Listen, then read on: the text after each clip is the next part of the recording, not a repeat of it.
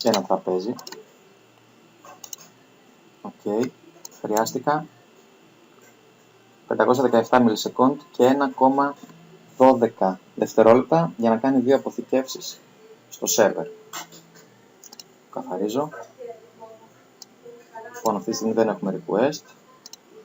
Το αντικείμενο που στέλνουμε στο σερβερ είναι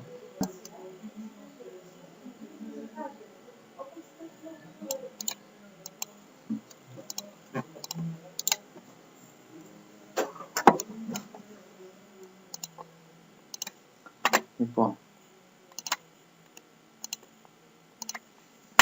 αυτό είναι το αντικείμενο, αυτός είναι ο καμβάς που στέλνουμε. Το τραπέζι με τις 12 καρέκλες.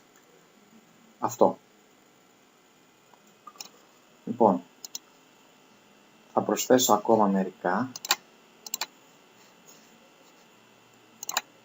Παράλληλα, κάθε τι που προσθέτουμε κάνει σύνδεση με τη βάση. 1,23 το τελευταίο. Το καθαρίζω. Καρέκλες. Pending. 3 δευτερόλεπτα σύνδεση με τη βάση.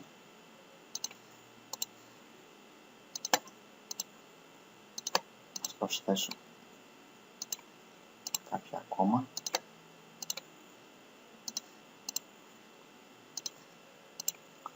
Λοιπόν, ακόμα αυτά κάνουν σύνδεση με τη βάση, δεν έχουν αποθηκευτεί ακόμα στη βάση, ενώ έχουν μπει στο καμβά. Να δούμε πόσο χρόνο θα πάρει.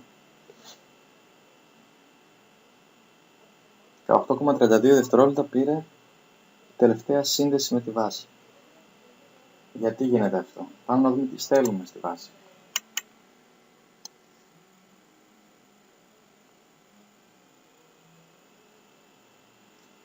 Στέλνουμε τον καμβά ολόκληρο. Δεν στέλνουμε μόνο το τελευταίο αντικείμενο που βάλαμε στον καμβά. Καθαρίζω αυτό. Βάζω τον καμβά μας. Λοιπόν, αυτό που στέλνουμε είναι αυτό. Όλο αυτό. Τα 7-8 τραπέζια που έχω βάλει. Και σε άλλη μορφή είναι αυτά. Γι' αυτό υπάρχει καθυστέρηση στη βάση.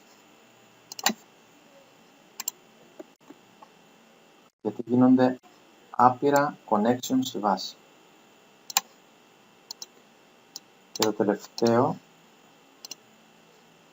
κανένα request, θα δούμε ένα κύκλο, ένα rotation, πόσα request είναι στη βάση.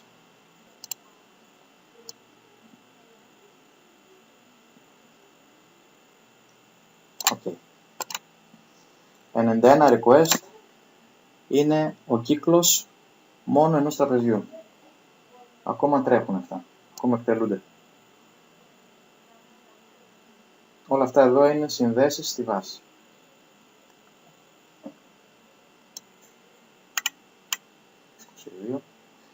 Και τα λοιπά.